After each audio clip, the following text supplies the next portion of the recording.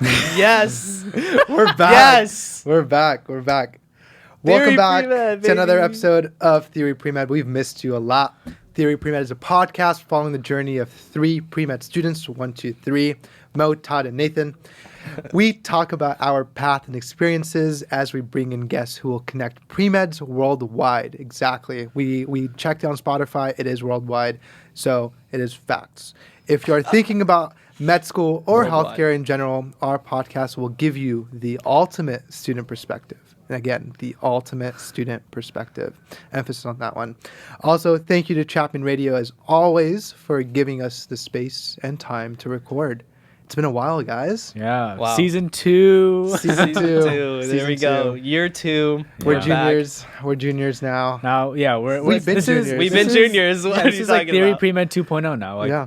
we're smarter, we're better, we're more developed, Right. we're better Like, podcasters. another year. A year of experience under our belt. That's right. Yeah. A year in our pre-med journey. We started this podcast exactly a year ago, pretty much. You know what's pretty crazy? What did we do this week? Everything. Uh, all We at signed up for the MCAT. Oh, okay. yeah. Yeah, I forgot about that. Yeah, yeah. That's a good We thing. registered for the MCAT. It's not Amazing. something you should forget about, Todd. Yeah. That's Yeah, true. I think when I signed up for that MCAT, it was like, oh, this is happening. Yeah, Like, I've had the exact same feeling this week. yeah. Have you guys been getting like a ton of ads about the MCAT, like different study programs Oh, and stuff? I've been getting ads on YouTube I mean, for me too. for a long time. Yeah, me too. But like these couple weeks, it's been every single ad that I've gotten Yeah. on YouTube is the MCAT study like stuff. Wow. Yeah, and I've been like, wow, okay. You know, one skip. thing that's funny was like, and I should probably put my phone away so it doesn't hear me. But there was like one, you guys should probably do it too. But there was one point like I was asking my parents, I was talking to them about like the LSAT. And then I also talked to Christina about the CPA exam. And so I started getting like rotations of like way. different ads, like advertising to me like MCAT prep, LSAT prep, Oh and my CPA exam gosh. prep. And I was Are you like, serious? I was like, bro, I'm literally not interested in those two. But yeah. That's crazy. So now I'm gonna open up a YouTube video and it's gonna be like, want to get a higher score on your LSAT? Yep, yeah. It's like, are you a future lawyer? And I'm like, no, I'm not. The Prince review guarantees a 513 on your MCAT. Money back guarantee. Yeah. I mean, even the MCAT itself, it was like $350. No, it was 500. It was- no, actually, no. Yeah, Mine was 350. yeah. No, 330 was. 330. yeah, yeah, yeah, some- yeah. something around that region. I mean, Yeah. like just the MCAT alone is expensive. I heard that SGA can actually Cover refund 250. you. Yeah. Yeah. Yeah, but I didn't receive a. Anyways, we'll figure that out later. I was gonna apply. This is Yeah. our You personal, definitely should. personal drama. This is what we're dealing with But- right now. We're Yeah. we're still freaking out from the MCAT. And like we got our wait times. Like Todd was like 6,000. Nathan was Yeah. like 4,000. I literally had to wait like 40 minutes. I was just sitting by my computer and I was like, all right. Okay, for anyone that's signing up for the MCAT, I think the whole like waiting time, like the wait list, whatever they create, it's all like BS in a way. And the reason for it is because Todd signed in at 850. So Mhm. yeah, and then he got 6,600 and something. I signed signed in at 851, 852. Yeah. Because I was having a hard time signing in, and I got 2,000. I signed in before both of you, and I got right in the middle, like 848. Yeah, so I think Yeah. it's honestly like just a random. I think it's some sort it's of totally random. There's some before. sort of algorithm we just don't really know. Yeah. But Yeah. but it was like for us, it was a pretty painless experience. Yeah. Like we were Yeah. really worried while we were waiting in line. We were like, oh my god, we're not gonna get it. We're not gonna There was get so it. many and spots. then yeah, we were able to get the site we wanted and Yeah. the time The and the time, days. yeah. Well, I guess there's only one time, but the day we wanted. So. Yeah, which it's was it's nice. weird that it's random, but honestly, it was a pretty smooth process overall. So I mean, you I even wasn't you missed complaining. your time, and Yeah. then like you still got everything you needed. Yeah. I had to drive to school, so I missed like the 10-minute window where you can register, and they sent me an email that you missed it, but you can get back in line, and so I did, and then it worked out, but I was still like 40 minutes after I was supposed to actually join, but I still got the spot Yeah, in that's time good, that that's I good. wanted. So well, Yeah, so I guess on the 26th, we'll be probably demolished after that exam, yeah. Yeah. and then you'll hear the sobbing sounds of pre-meds for a month until we got our scores, and then probably maybe some more sobbing noises until we have to reschedule. But Most hopefully, likely. Hopefully, we'll be Most able likely. to learn a lot about the process to Yeah. give information back to. There's definitely. a lot. There's a lot that goes into it. I will say that. I mean, just Yeah. talking to people about it, people in med school, people like that have taken it just recently. Like there's so much that goes into preparing for it, and it all starts now. Like this weekend, I know like I'm starting to set up like cars and like Anki and all those things, and it's 6 months ahead.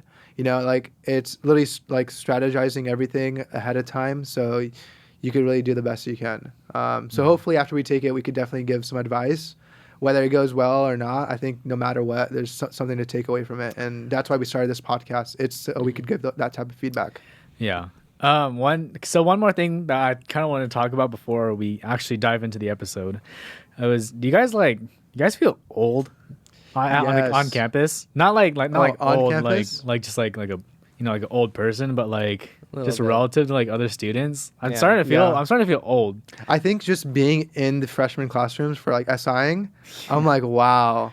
Like I feel like there's like Yeah. a 4-year gap. Yeah, like I think about like like these students, how these students have like grown up, like and how they're just like, well, they're 2.5 years younger than me, and I'm just like, if I was a freshman, like freshman year felt so long ago, and it's just like I don't know.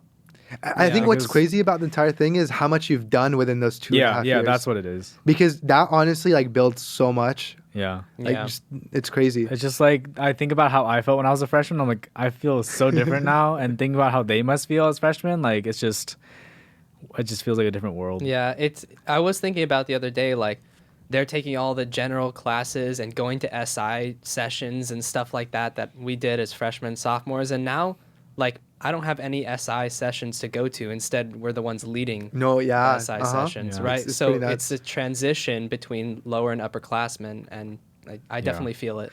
I feel like I have the most sort of like unique situation in Yeah. terms of feeling old because like I'm taking a class that's literally primarily Yeah. freshman and I just delayed for a long time and because of I had to take other classes, but now I'm taking it in this, and I feel like even in that class, like I don't really I sometimes don't feel like You feel like a an SI. student in that. Yeah, like I mean, it's probably because I've taken biochem, so I know a lot of the stuff, and I know the stuff that like is like the next level. I can know what's happening next, and I know what's Yeah. gonna come next in terms of what they're learning. Like they're learning about like mutations and like different Yeah. amino acids and stuff, and I'm sitting there like, well, like one of the things today was it's a conservative missense mutation where it goes from glycine to proline, but then it's like, no, I think it was like glycine or alanine. It was like alanine to proline or something, and it's conservative missense because it's It's in the same like group. because it's the same R side Yeah. chain group, and then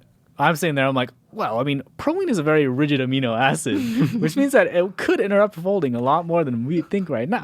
But I was like just thinking that, and I was like, That's but I have right. to, That's a like- weird example to do it for. 'Cause interesting. Proline, Yeah. proline is very different. because like if you were just a freshman learning that for the first time, you just sit there and be like, okay, yeah, I mean, Yeah, both I polar, agree. I can and it see doesn't it. even matter. Like But, when yeah. I But the I size took a difference class, and stuff. obviously I didn't even know any of the amino Yeah. acids or their functions at all. Yeah. So it would not have crossed my mind. Yeah, so now it's just like I just like, and so when we have like just like group discussions or to talk to the person sitting next to us, I'm like I kind of feel like I can't just like say what I'm thinking. Like I have to like listen. I have to like listen first because it's like I kind of like I'm like obligated to know because I've taken the future classes already. So it's like With great powers comes great it's responsibility. like I have Tom. to like be like, okay, I just need to hold back a little bit and just like listen first because to promote student learning, I feel like I feel like I have to like an obligation to be like to like promote student learning because I know I've already learned it and it's like I've already learned it in a different Okay. class. Yeah.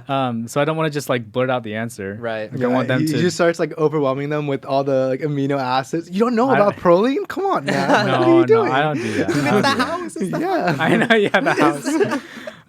But anyways, I think it's a lot of fun though because I feel like it also does help me be able to ask questions to like the students, like, oh, like, well, what do you think about like this part? And so that goes like it gets them thinking more. And So so the I feel class like, basically has 2 SIs now.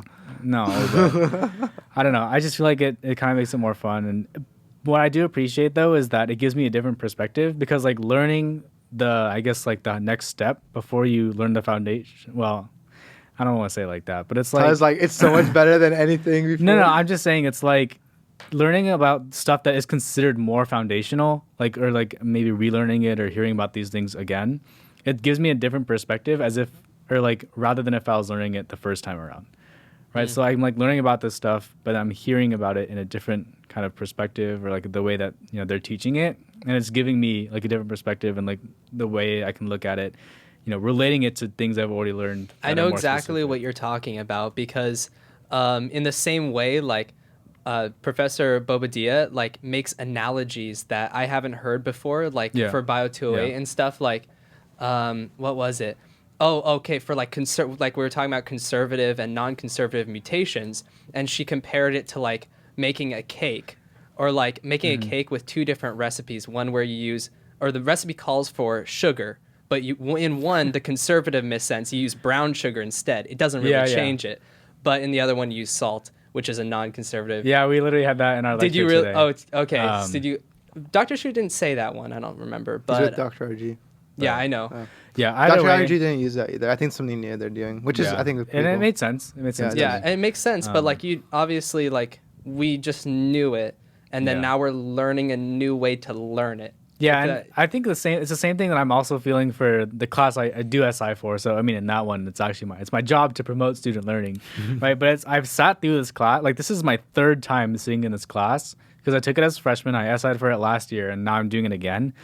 And it's like I just see the concepts, and like you can just mention the concept to me, like I'll know it, right? I'll be able to explain it, but being able to sit through it every single year and relearn it from a different perspective just helps build more and more and more on that skill or on that concept, which helps me learn it at different levels and helps me explain it at different levels too. It's pretty cool. Which is fun. I really like it. If you can tell, there's definitely been a bit of time since we last recorded, so there's a lot to catch up on. I think it's been like a month and a half, maybe. Yeah. But I think that's one of the reasons like we're super excited. We've definitely like missed this. It's honestly a great way to end our weeks because we get to recap and things like that. But since then, I think one of the biggest changes in the real world has been AI. Yeah. I mean, one of the bigger ones has been Chat GPT. It's amazing what it can do. I mean, you could have it like explain quantum physics as a pirate. Like it's pretty nuts. And as a pirate. Yeah, no, you literally could if you really wanted to, and like put the R's and all those weird like pirate words and things like that in there. But one cool thing is a lot of classes and schools are preventing it. They're like, oh, students aren't allowed to use it. But then within one of my game development classes, one of the professors is actually teaching us how to put the proper kind of like input into it, so then you get the best output out of it. And his like philosophy is like, this is a great tool and it could be very, very beneficial in the future to like really help you and things like that. Yeah. The reason that I'm bringing this up is because it would be interesting to see how AI really impacts medicine in the future. Yeah. I mean, will doctors just basically type in symptoms and then, ta-da, like the AI basically tells you, like, this is what you need to do? I mean, to what extent do we let AI into medicine? Yeah. Writing research papers and stuff like that can do anything. To answer that question, I think we should take a couple steps back and just think about like that sort of foundation. I mean, for those who can't tell yet, our topic for today is going to be talking about brains, computers, AI, and how that might relate to medicine in the future. But just to start off, brains and computers, there's a lot of debate on whether or not, how similar they are, whether or not you can build a computer or a computer that acts like a brain, if that's even possible.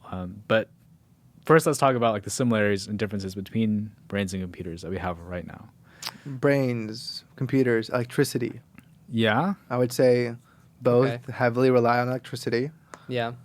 Yes. Maybe the way we process things. Have you guys learned about membrane potential and neurons at all? No, you're the neuroscientist. Come on, man. Well, I was just curious. This is what he does to the 2A students. Okay, I know like about action potential and stuff that, but like I don't like the specific. I assume you're gonna go more detailed. It's kind of same. Well, okay, so I'll talk about the brain a little bit, and then I'm not a computer expert, so maybe you guys can talk about that. But basically, so to give a little rundown, so in neurons, there's like a membrane potential. So you have a long axon, if you can imagine. A neuron has like a big body and then a long sort of string-like axon.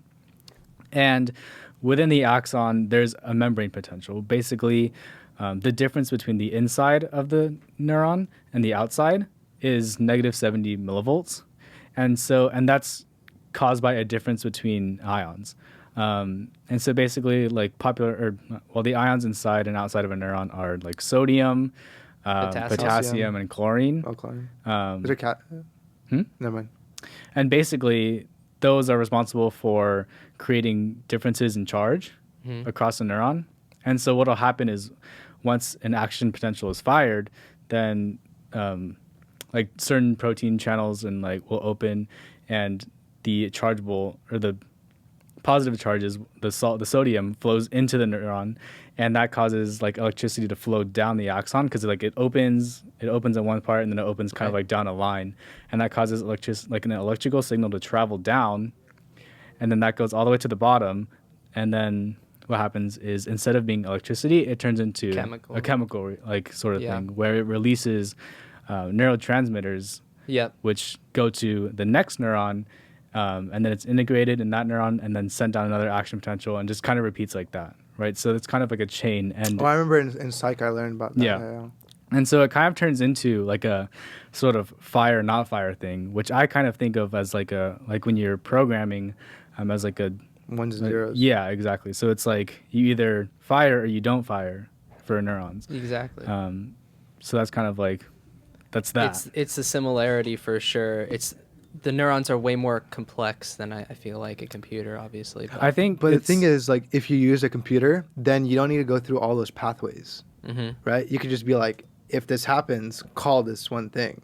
We got the computer scientists and the neuroscientists talking about brains and computers. So you can literally skip a lot of steps and a lot of energy. Yeah, and so the really the big thing, or what makes the brain so complex, is just, I think it's the interweaving of all the neurons, right? Because one neuron can talk to like millions of other, thousands of other neurons, and then each of those neurons can talk to thousands of other ones. So it's like this whole cascade and this whole sort of network, this program. It's pretty cool. Of billions of neurons that fire together and are connected to one another, which causes us to have sensations like we do.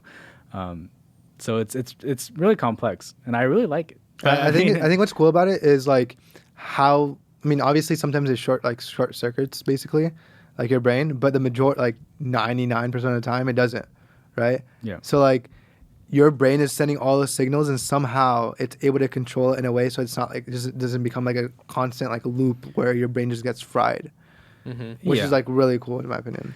Yeah, and just how like, certain regions of the brain are controlling different things. Like there's certain areas in the brain that are like responsible for language or even facial recognition. Like there's this one case study that's super popular about this one guy who like, it's like, I forgot what his name was, but the guy who like mistook his wife, or it's like the man who mistook his wife for a hat. Yeah. Yeah. And so like he like would, I mean, like the name suggests, hey, babe, mistake his wife as a hat. Yeah. And just really, really crazy stuff like that. Yeah. And there's like a bunch of stories in it.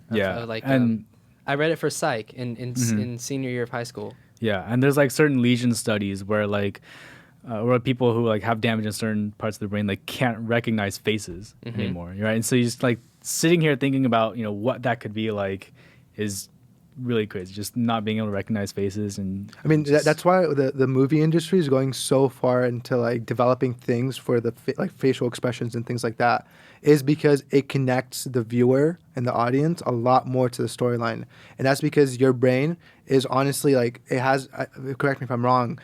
A good portion of it is like designated to recognizing facial like structures, like emotions on the face and things like that. Social stuff. Exactly. Because like I think it was a thing in my game dev class I was reading about. It was if you were looking that way, okay, like away from me, and then you started talking, I wouldn't really be able to tell from like just your tone if you're being serious, if you're being funny, things like that. A good portion of that comes from what your face is doing, which is I think is amazing. Yeah. And I think the interesting thing about it is like, what if someone's blind? I wonder how they're like, what develops there to be able to compensate for that.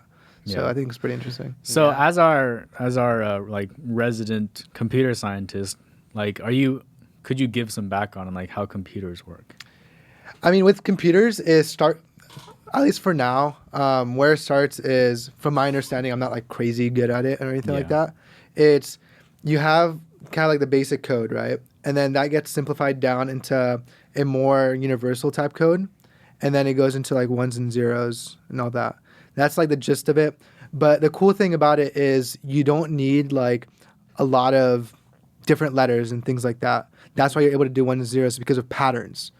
And that's how brains work. So patterns, like your brain, a lot of the time when you do tasks, the reason you're able to, like, for example, when you wake up in the morning and you put on you take a shower, put on your clothes and stuff, you're not thinking about that. Yeah. You're kind of just doing it.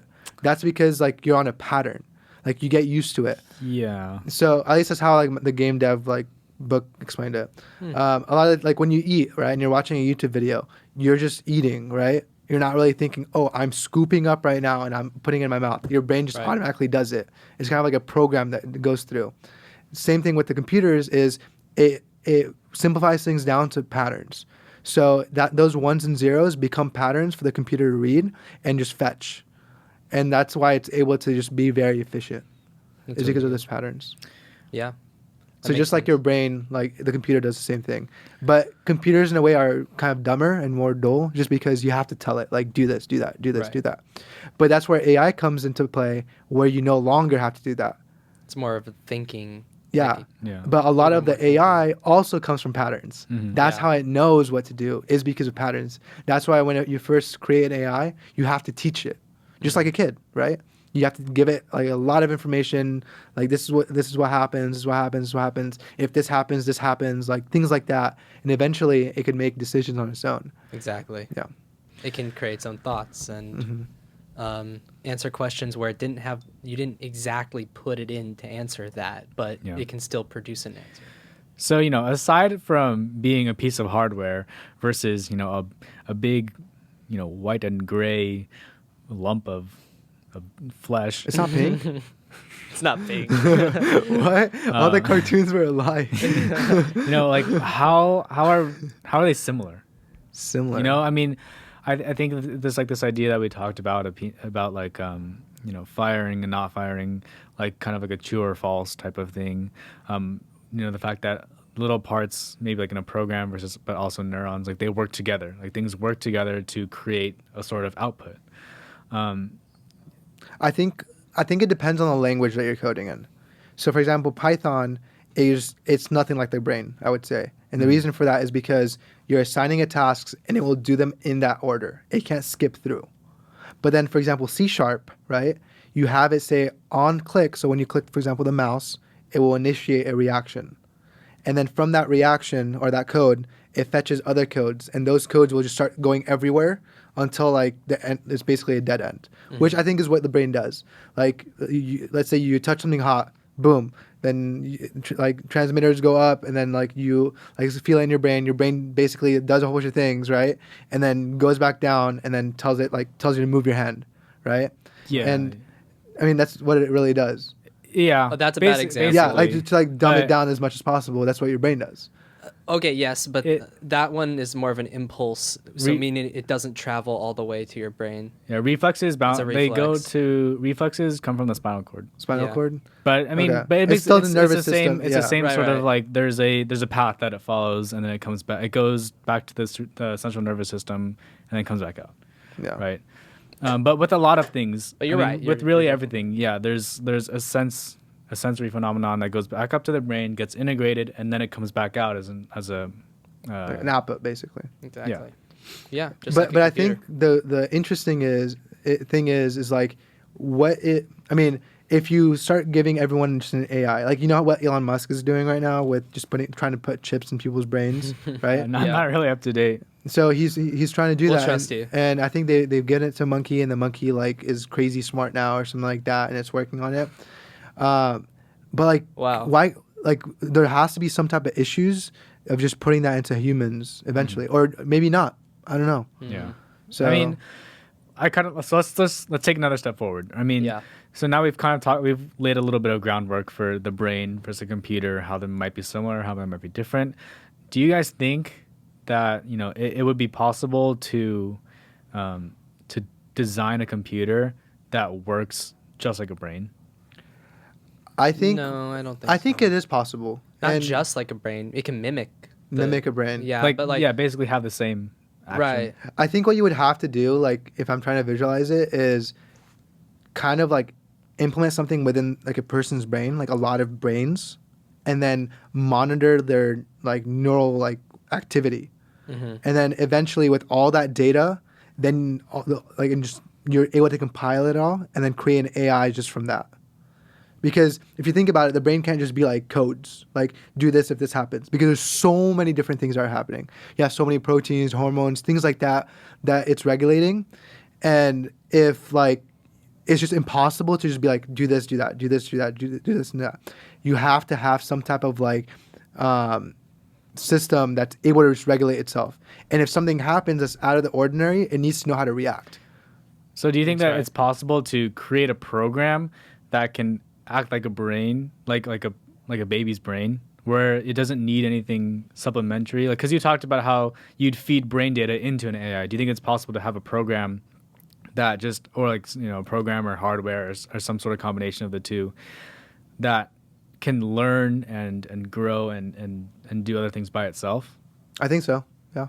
I think it's possible. I mean, we've I kind don't of think we're seen there it yet, but I think possible. we've seen some of it already. I mean, have you guys seen those like actual AI bots that they make look like humans and they talk? They have and facial expressions, like That have they have facial like over expressions. 100 and like Right. something muscles. I'm not sure if it's in the working the face. same way you're describing, but Yeah. I think it's possible. Yeah. I mean, and that kind of brings into the point like AI, and the thing about AI that I've learned about so far is just the idea that like AI, it's a lot of it isn't like necessarily like true AI, because it takes a lot of like learning, and it takes a lot of Exactly. different, like it takes a lot of examples. You have to feed it a bunch of examples before it can accurately depict something. And one thing that I learned about that was really interesting was the fact that like one big difference between like AI and the brain is this idea of being able to look at things in context, right? Like if you show or make an AI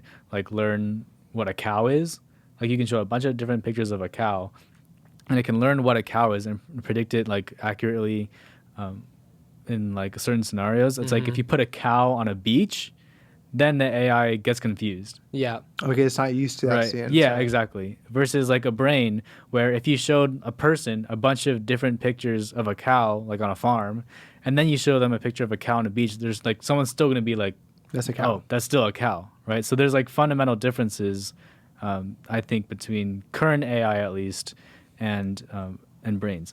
That's a really good example. Yeah, I honestly do kind of think though. I like to believe that it is possible too.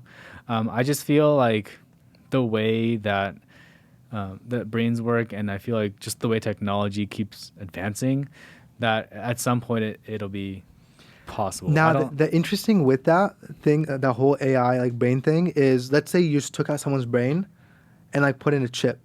They just like regulates everything. Will that person still be there? Right, and that's like that is like a philosophical topic, Which is a part of the challenges, right? I mean, what is the morality of creating robots that are people, and should we consider them people and stuff like that? Like, yeah, that's a whole. It's a whole different I think it's part of the interesting. challenge. Yeah, it's right? definitely a different ballpark. Different Because like field. right now you could talk to yourself in your own head, right? The chip, I wonder, will it like? I don't think it could do that, right? Because it's like it's input response, input response, input response. Yeah. So there's no like background type of like thinking going on. Yeah, and so that's totally like a philosophical sort of chat that we could definitely have. But one thing that becomes really difficult is, I mean, obviously the questions that you have to answer. The question that you have to answer in that context is what makes a person a person? What makes you you, right? And if you ask someone, or you really ask anyone, it's a hard thing to define, right? It's almost impossible to define. It's something that everyone's going to have a different view about. It's super subjective, and it's not something that you can literally define as yes or no. Right? Yeah. And so that's kind of what makes those discussions fun, but really difficult at the same time. Exactly. That's why I get so confused whenever my sister comes home from a philosophy class and she starts like posing these questions. I'm like, I don't know, Emma. Give us an Like, example. Give us an example. Oh, well, she's definitely talked about like what makes a human a human. Yeah. Yeah. Yeah, and there's she's that- posed specific like qualities that make humans, but I kind of Yeah. forget right now, but yeah. Interesting. Yeah. We've definitely had really long conversations about that. So, I mean, artificial intelligence is something that is becoming more and more prevalent, especially with the recent like pop-up of or the recent popularization of Chat GPT. Do you want to talk more about that? I feel like you have definitely a better understanding than I do. So basically, what Chat GPT is it's a AI, and the way that it started off was they just fed it a lot of information, and then now it's like a language learning AI. So you're able to talk to it, it'll talk back to you, and you're able to tell it basically anything. And most like when it first came out and it had no restrictions, literally anything, it would give you a response. But now they've added a lot of restrictions to it. So like you can't tell it like, give me a story about like a dead baby. Like it won't say that. Like it won't give you something like that. It would be like, oh, sorry, like I don't give out like. Okay. I don't make prompts regarding like inappropriate things, so stuff like That makes that. sense. You know, but originally when it first came out, it was like it would skim through all the internet, right? It has all that information, Okay. and then it would start spitting things at you. Yeah. You know, you could ask it to make a poem. You put in like certain things, like make a poem for my mom. It's her birthday, and these are the characteristics I love about her, like things like that. And then boom, it would create like a solid thing. And from there, you could kind of do things with it where you could ask it like, oh, like make it more funny, make it more serious, things like that. And it would do that. Like it knows what funny is. It knows what serious is, which is nuts. I mean, like how do you That's so teach a crazy. computer how to do that? Yeah. And then I think the cool part about the entire thing is you could ask it to code for you. So you could ask it like, hey, I'm creating a tic-tac-toe game using Python. Create a code for me. That's It would crazy. legit create something for you. And it's like complex sometimes. And it creates the variables. And let's say you run it and you get an error. You tell it, oh, hey, I got this error. It would go back through the code and it would fix that code. And all of that is because of the information it gets, like it's been taught, right? Like obviously online there's false information and that's where those errors come into play. But then when you get that error code and you put it back in, it knows, oh, like if this error code comes up, these are the possible issues. So I'll run through the code, check for those possible issues, and fix them, and so Yeah. on. And I guess that's like one of the things with computers is like it's hard to get it right with the first time because you have to teach it, and you're not teaching it 100% accurate things. So when it's creating these responses, it's not getting 100% accurate like responses. But with feedback, you're able to get really close to that 100%. Yeah. So It's really interesting. I remember when it first came out, we asked it like ideas for theory pre-med, Yeah. right? Remember? And it was I didn't they use were any of- weird. We didn't use any we of didn't use them. any of them. because I think with But maybe we weren't asking the right questions. yeah, That's true. that has like a big impact on it. It's Yeah. like how you ask those questions is what matters. Yeah. I mean, like with those, and at the same time, like our thing is very unique in a way. Right. Like There's it's a not a lot out podcast, there. theory pre-med, like a pre-med podcast, and you're like simplifying it down. Like, oh, like I'm doing this episode on this. Like, what are some ideas I could talk about in this episode? Like, there's Yeah. so many criteria that are very specialized Well- that it becomes hard because it's not on the internet. Yeah, and one thing to keep in mind is that it takes sample data, or like it takes data that's already existing. Yeah. Right, and so it's like the more specialized that we get, it's like It the can't- harder it is. I mean, Exactly. It how doesn't many other really- pre-med podcasts are there? You Yeah. know, it's We're, like- I mean, ultimate student perspective, guys. Come on. Yeah. But you're right. It has trouble inventing things or coming up with ideas or concepts that haven't been established. I wouldn't say that. I said it has trouble. I didn't say it was impossible. But the thing is, like, I'm creating a game board right now for my for my level design class, and then I like came up with the entire idea, and I was like, I put it in, and I was like, hey, this is my idea for this game board. What are some things I could improve? And it gave me a whole bunch of like things like, hey, this could be a possible issue, but you could fix it using this. Wow. I mean, every day, the more and more people are using it, the smarter it becomes Yeah. and the better it becomes. Definitely. and that's like that is a little bit of like a benefit for one, but it also is a sort of a limitation as well. I mean, because there's one article that I read before about how like I mean, AI, it is limited to its sample data, right? And there was one article I read where basically an AI was having biases towards certain races because that's the data that was collected and that's the data that was presented to it. So it would have more false results for people who are not well represented in data sets. And so it's just like, that's kind of one sort of limitation. And then another thing is that like my lab has done like AI training, and it's been a trouble for us sometimes, is that like when we're trying to train this AI, it's just like it's just not able to kind of pick up and see things the exact same way that we are. And it's because, I mean, there's problems with the way that like we're collecting data. There's like limitations. They're like, it can't tell the difference between certain things because, I mean, in a way we're limited to in terms of how we can define certain things. But yeah. I think what would be interesting is if we bring in someone who actually knows like what AI is. Like Dr. Lindstedt, he does a lot of things with Down syndrome and things like the whole thing, and he uses AI for it. Yeah. So I'm sure he really he understands that recognition and how like that would be very, very interesting, because I haven't taken any AI classes or anything like that. I'm just kind of piecing things together. So there could be a completely different way of coding an AI that I have no idea, and it's crazy what they're able to do, but there clearly are limitations. My question is, would you trust an AI in the medical field? Yeah. I mean, I feel like we always got to like throw out a short disclaimer that like, it is the ultimate student perspective, but it is still a student perspective. Like we're still all learning about these things. We're still that's a great phrase. It is the ultimate student perspective, but it's just a student perspective. Let's be real. Yeah, like we're still very, very elementary in the knowledge. A lot of the things that we're talking about. Right. Yeah. We are by no means professionals in our fields. We still have a student perspective. I love that. But to answer your question, I would say I'd say maybe in terms of information, but I don't really. I feel uncomfortable to like actually say, and I'm totally biased. I'll obviously totally say that we'll be out of a job if it is. But basically, I don't really think so, and the reason why is because I feel like you just kind of need that human element, right? When you're speaking to a patient in a sensitive time, it's like I feel like Definitely. it needs to be human to human, right? Because being able to convey the emotion, convey the understanding, being able for just the person to know that another person is listening to them rather than a computer, I feel like it's just some sort of element that can't be replaced, at least not anytime soon.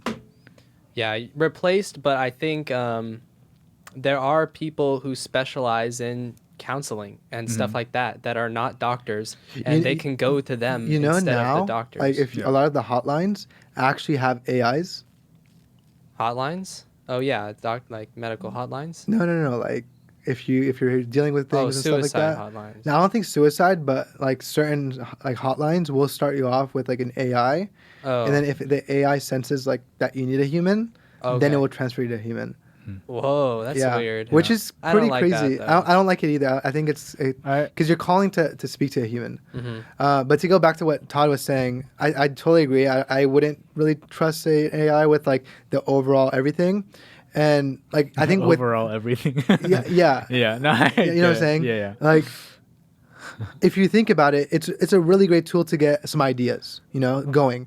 To get started somewhere, like, hey, these are the symptoms, like what are the possibilities that could open your eyes to things that you might not even be thinking of, so but I think where it becomes an issue is sometimes doing the wrong thing leads to the right thing, Right. So like in tough situations, let's say someone is coding or something like that, there's obviously so many different variables, but going down to the fundamentals and simplifying things down, I think is what is important. Because sometimes, like, for example, if someone's like heart rate is like 200 and something, one of the things that they do in the hospital is they'll like lift them up and they'll have their head down or something like that. And it'll basically like you shut them down for a bit and then you put them back up and then they wake back up. An AI would see, high heart rate, like probably administer this medication and lower it, Like I think the way an AI would work is like it would go step by step by step by step by step, I don't think it has the ability to be like, I need to do this, and then, yeah, this could be really bad, but this will actually work type thing, you know? And I think it's just that critical thinking that it Right. lacks.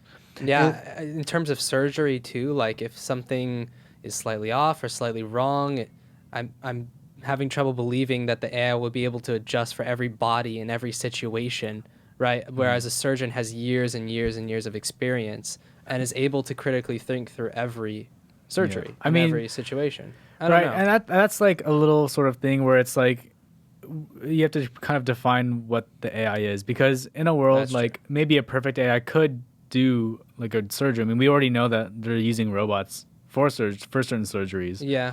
If you had an AI controlling that robot that had enough sample data to account for different body types to Like to do all 1,000 these years things, from now. then it's like, it's a hard thing to define. Yeah, that's so very it's true. a hard thing to discuss. I think I think the But- time that we're living in right now is very interesting. Yeah. Because so much is changing, and we're at the start of it.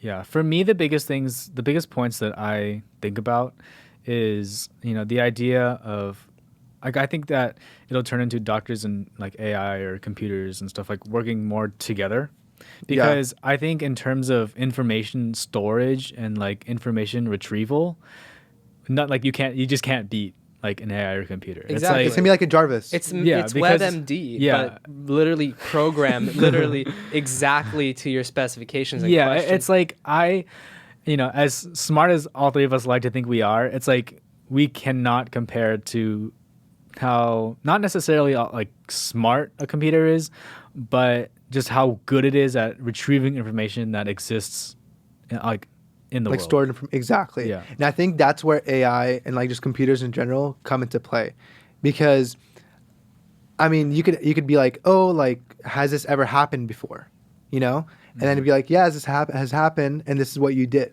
type thing. Because let's say you've been practicing for like 20 years, a case happened where it went bad like in year 1, and now it's like year 20. You'd be like, oh, I feel like this might have happened, I don't know what exactly happened, and your AI has that data memorized and just stored. You'd be like, hey, did this happen? Yes. Okay, what happened? What went wrong? What should I have done? That's I the think it has information- to be together. Yeah. Yeah, and just adding on to what I was saying before, it's just like, I just feel like you need that human element, like True. to be able to relate to someone, to be able to converse with someone, and to empathize with someone. I think it's just a human element that computers, maybe they can replicate like really well, but even from the patient side, it's like knowing that the person you're talking to is a person, right? At the end of the day, it's like I feel like there's some sort of psychological thing that it's like, Oh yeah, That's absolutely. important. Which makes sense. I mean, Necessary. like with a human, if you die, you die, right? But then with an AI, if like an AI is, I don't know, you have like a fake plastic body, that body dies, you could just import the code into another one, Yeah. So like talking to a human, you're like, okay, they know what that feeling is of like possibly dying, and they're gonna do whatever they yeah. can to make sure I don't die. It's really hard to I would say that's a good point. It's really hard to teach AI a concept of death. Because So- think about it, if whoever's teaching it hasn't died, so how are you going to teach something that you haven't, like, that you basically don't really know anything about?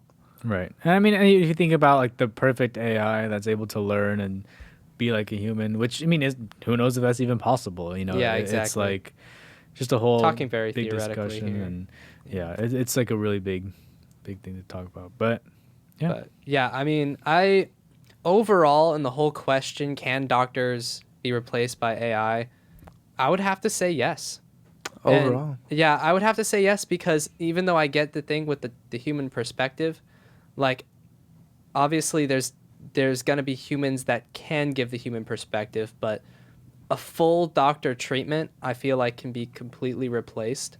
The It is- surgery, yeah, that is kind of true. the diagnosis, Yeah. all of it. I think right? certain doctors I can. think certain doctors, I yeah, think maybe I think maybe we're some thinking not. about, or like at least me, I'm thinking about it. It's like Psychologists, not probably everything's not. like not everything is like a life or death situation too. It could just Exactly, be that's like, what I'm oh, saying. like what medications do I need Like, to I'm take? cold, I have a fever, I, like, Yeah.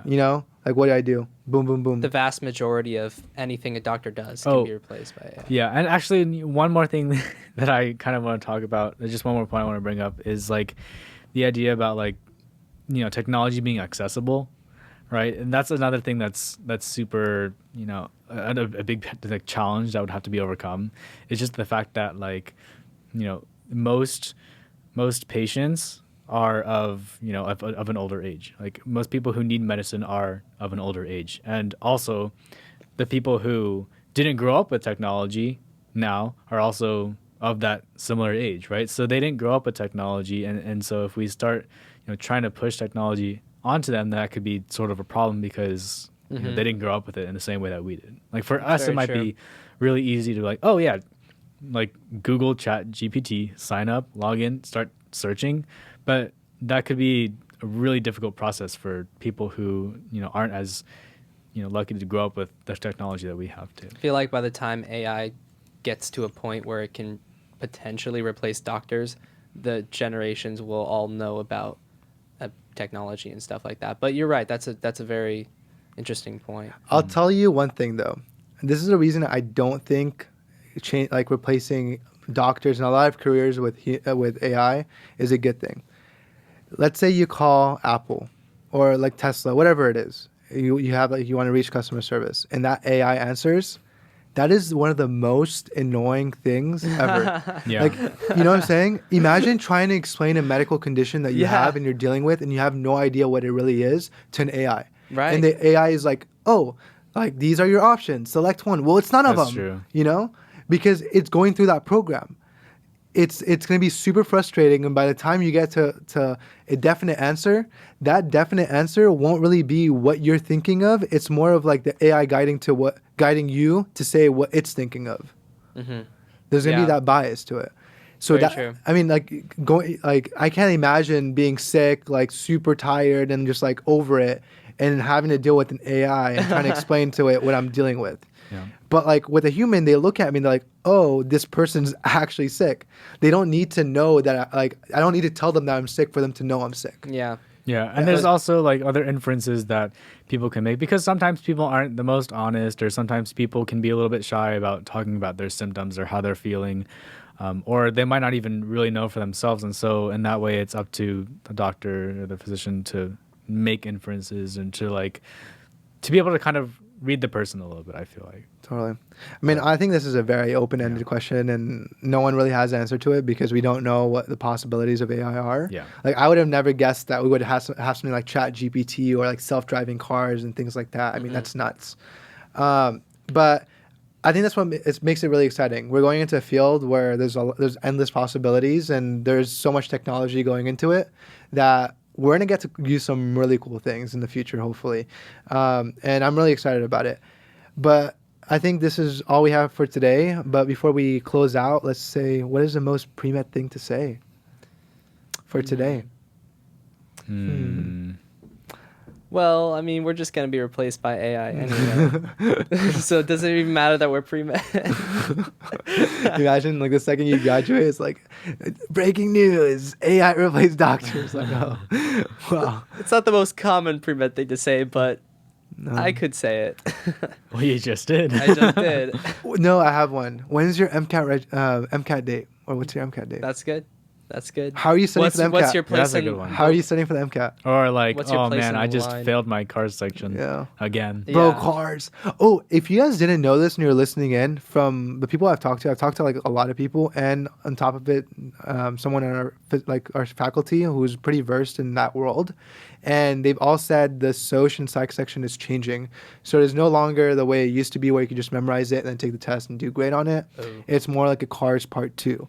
The majority of the answers are going to be found in analyzing the passages and making references and things like that. So it's no longer memorization, which kind of sucks because it used to be a nice ending to the exam where it's pretty easy and it's like Yeah. oh, I know this and boom, boom, boom. I have heard though that Dang it. that there's still an element of understanding like a bunch of Totally. different concepts that you have to know in order to get the questions right. Yeah. Yeah. So. But I mean, you definitely need to memorize the terms and know what they mean, but the difficulty, there's now more than that. It's actually applying them. yeah, That's there's more of an emphasis on that from what I've heard. Yeah. But obviously that's one iteration of the test, and we'll let you know how that goes during the summer.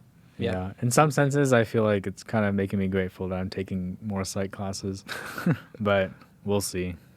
All right. Well, that's all we have for today. One last thing before we head out. We have changed the episodes a little bit. So it's no longer going to be every Tuesday at 8 a.m., right? It is going to be every other Tuesday at 8 a.m. And the reason for that is because we are going to take week breaks between the episodes to do more social media things on TikTok and things like that. So hopefully we could focus more on that and really get our content out there. Again, we really appreciate all of you for tuning in and supporting us. That always means a ton. It's always a pleasure sharing what we're learning and what we're going through. Hopefully, you could connect to it somewhat. I know everyone's doing their own thing. Everyone has their different path, but there is some intersect, and we're hoping to really put out our mistakes out there so you don't have to make them, or at least give you some ideas so then you could kind of build off of those. As always, thank you for listening, and we'll see you later. Bye-bye.